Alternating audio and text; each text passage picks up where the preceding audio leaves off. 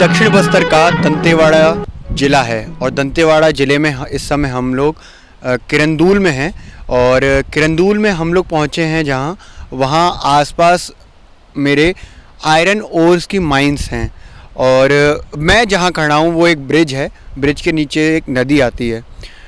नदी की जो अच्छाई होती है वो होती है लोगों को पेयजल से लेकर हर तरीके के पानी को मुहैया कराने की, लेकिन आयरन ओर्स की जो माइंस हैं जो एनएमडीसी के पास हैं उनसे जो वेस्ट निकलता है इस नदी में बहा दिया जाता है, जिसके इस नदी का पूरा पानी लाल और केमिकल से युक्त हो चुका है, जिसकी वजह से यहाँ के लोगों को भारी समस्या का सामना करना पड़ रहा है।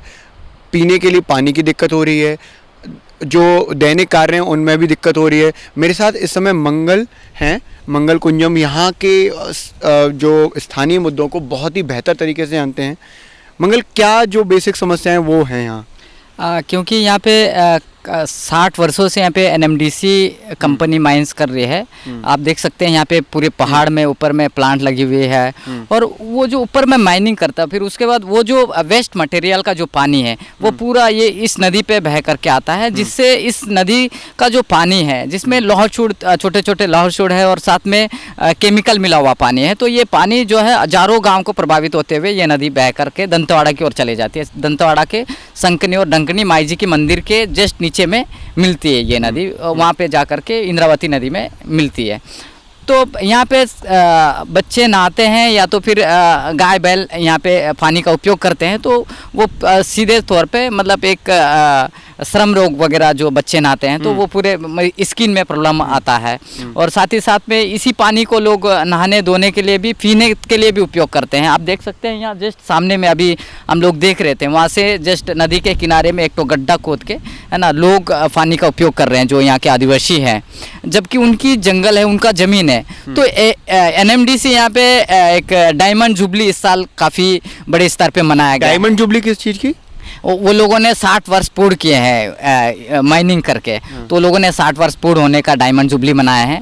तो सिर्फ इवन एनएमडीसी एम्प्लॉय को लिए फ़ायदा है। यहाँ पे आप देख सकते हैं कि मतलब 1 किलोमीटर में हम लोग नहीं आए हैं। हाँ। तो पूरे वनोपज है, पूरे मतलब लाल रंगे हुए पूरे मोहे के पेड़ है, इमली के पेड़ है, जो कि जो वनोपज से ही आदिवासियों का एक जीवन यापन है, तो वो पूरे वनोपज भी बर्बाद हो रहे हैं। इमली के पेड़ वो देख सकते हैं, इमली के पेड़ हैं पूरी तरह से लाल हुए हैं, तो उनका जो फल है फल आने का वो ख़त्म हो गया है, क्योंकि माइंस की धूल उड़ते हैं उस वजह से।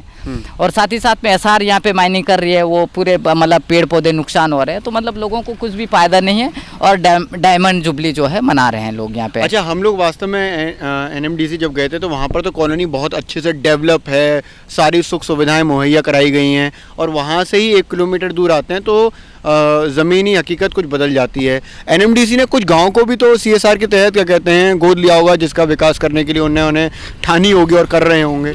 क्योंकि सीएसआर डेवलपमेंट का जो पैसा है, ये लोगों ने तो 48 गांव को गोद लिया है, ऐसा मतलब सिर्फ कागजों पे इनका विकास दिखता है ना। तो लोग बोलते हैं कि हमने स्कूल बना दिए हैं, हैंडपंप है, लोगों को शिक्षा के स्तर पे आगे बढ़ाएं, तो मतलब आप प्रैक्टिकली रूप से आप देख सकते हैं यहाँ पे पानी कहाँ दिख रहा है। मतलब सीएसआर की एक्टिविटी आप देख सकते हैं, मतलब वो लोग सिर्फ सीएसआर के पैसे जो है वो मेरे ख्याल से एक बेनी प्रसाद वर्मा स्टील मिनिस्टर थे। हाँ। है ना, तो उस समय यूपी में यहाँ का सीएसआर का पैसा जो है वहाँ पे जाकर के विकास हो रहा है। अपने यहाँ रायपुर देख सकते हैं, वो सीएसआर का पैसा से नया रायपुर बनाया जा रहा है ना। तो भाई आप यहाँ पे लोगों को जिनकी ज़मीन बर्बाद हुई है, जिनका मतलब आप खनिज संपदा जापान ले जा रहे हैं, विदेशों में ले जाके दोहन कर रहे हैं, यहाँ का सारा जो वनोपज को बर्बाद कर रहे हैं, तो यहाँ की सीएसआर एक्टिविटी के नाम से यहाँ का डेवलपमेंट दिखाना चाहिए। तो भाई आप सीएसआर के पैसे को दंतेवाड़ा या तो फिर जगदलपुर या तो रायपुर का विकास में सीएसआर का पैसा को डेवलपमेंट करके यहाँ का विकास को तो नहीं दिखा सकते ना। तो इस तरह का एक विकास दिखा रहे हैं वो लोग कि सीएसआर में हम लोगों ने ये किया है। ये जो गांव है ये तो पूरा किरंदुल बस्ती था, आप देख सकते हैं, गिने सुने घर है। कल के दिन तो ये पूरे गांव भी खाली कर दिए जाएंगे। ये तो अभी हम लोग अभी आने वाले 10 साल में देखेंगे तो या पूरे कहीं ना कहीं मतलब या तो कंपनी के घर बने हुए दिखेंगे आपको। तो इस तरह का भेदकाल किया जा रहा है, कहीं ना कहीं लोगों को शिक्षा से भी दूर रखा जा रहा है ताकि ये लोग अपने अधिकार के प्रति ना जाने, सवाल ना करें। ये बहुत बड़ा मुश्किल है ट्राइबल इलाकों में। और काफ़ी सारे ट्राइबल स्कूलों को भी बंद कर दिया गया है। 3000 स्कूलें जो है वो बस्तर में खासतौर पे नक्सल प्रभावित क्षेत्र में बंद कर दी गई है। कारण कि नक्सलवाद स्कूल को तोड़ता है। तो भाई सबसे पहले तो नक्सलवाद स्कूल को इसीलिए निशाना बनाया क्योंकि उन्होंने स्कूलों में ला करके सीआरपीएफ कैंप को बैठाया गया। तो फिर उसके बाद नक्सलियों ने देखा कि नहीं, ये तो स्कूल को अपना बसेरा बना के रखे हैं, स्कूल में आकर के रुक रहे। तो फिर उसके बाद नक्सलियों ने उनको निशाना बनाना चालू कर दिया। तो इस तरह का मतलब दोनों तरफ से लोगों को काफ़ी दिक्कतें हैं इस समय। मतलब स्कूलों को मतलब स्थानांतरित कर रहे हैं, बच्चे स्कूलों से दूर है। अरे दिल्ली में बैठी सरकार हमेशा ये कहती है कि हमने नक्सलवाद की कमर तोड़ दी है और बस्तर में अब वो बात नहीं है कि जो पहले हुआ करती थी, अब सुविधाएं वहाँ पहुँच रही हैं, लोग खुश हो रहे हैं, विकास हो रहा है। यहाँ आके देखते हैं तो दिल्ली से जो तस्वीर दिखाई जाती है वो बहुत धुंधली दिखती है। क्योंकि वो तो नक्सलवाद सरकार भी नहीं चाहती कि नक्सलवाद ख़त्म हो, क्योंकि नक्सलवाद के नाम पे यहाँ पे अरबों करोड़ों पैसे आ रहे हैं। ठीक है, क्षेत्र में डेवलपमेंट करने के लिए, नक्सलवाद पीड़ितों को पैसा खर्च करने के लिए, नक्सल पीड़ित के नाम से पैसा आ रहा है। तो नक्सल पीड़ित के लिए कहाँ सुविधा भाई? कितने नक्सल पीड़ित को यहाँ पे सरकार ने सुख सुविधा से रखा है? एक भी नहीं है, मैं बता दूँ तो। क्योंकि मतलब नक्सलवाद के नाम से तो आप तो सिर्फ यहाँ पे आदिवासियों को मार रहे हैं नक्सलवाद के नाम पे। अगर मैं अगर कोई सभा आंदोलन करता हूँ, मैं अधिकार की बात करता हूँ, एक तो नक्सलवाद का एक तो ब्लैम्प लगा के उसको अंदर कर दिया जाता है। मतलब एक तो बहाना बना हुआ है कि मतलब जो भी अधिकार की बात करेगा या नक्सलवाद बनाओ या तो फिर नक्सली पुलिस का मुखबिर बना के मारो। तो मतलब दोनों तरफ से इस तरह का परेशानी है। मतलब यहाँ पे ये स्थिति है कि मैं देखा हूँ तो नहीं देखा वाला सिस्टम है, सुन के भी नहीं सुना वाला सिस्टम है।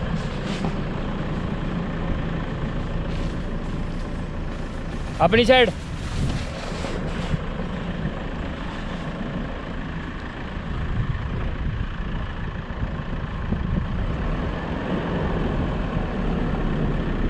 अपनी साइड। इस समय हम लोग दंतेवाड़ा में हैं, बस्तर का दक्षिणी इलाका है ये, और हम लोग बीजापुर में हैं इस समय। मंगल भाई, हमें ये बताइए कि जो इलाका है वो ये किस तरह का इलाका है?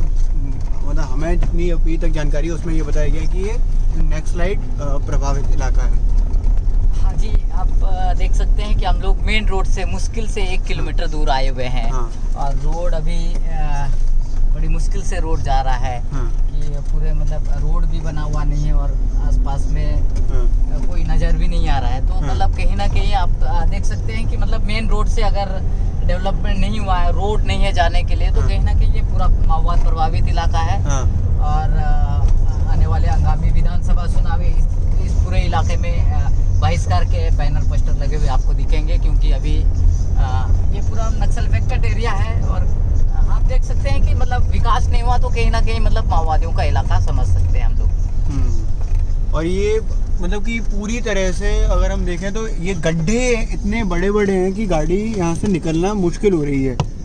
और लोग यहाँ पर रोज किस तरह से अपनी समस्याओं को लेकर दो चार होते होंगे, ये एक बड़ा प्रश्न है।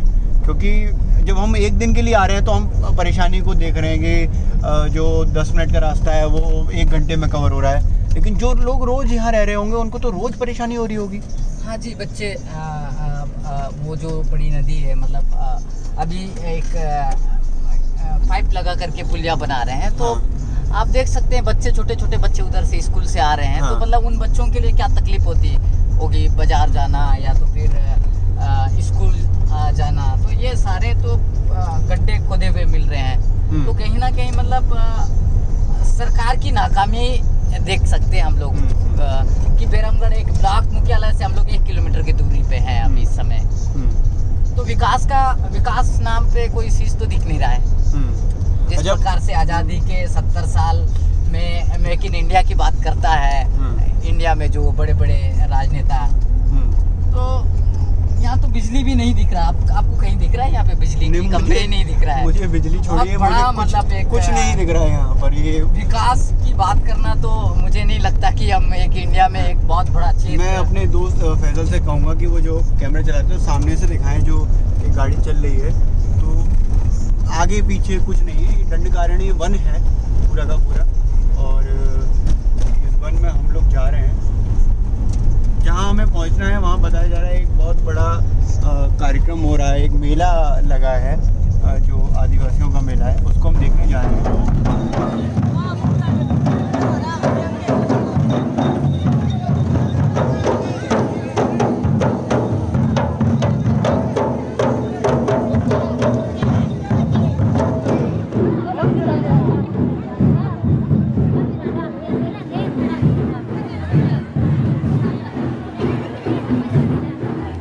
Worried about election results? Don't worry. India has had 10 governments, 6 of which have been coalitions, and stock markets have risen.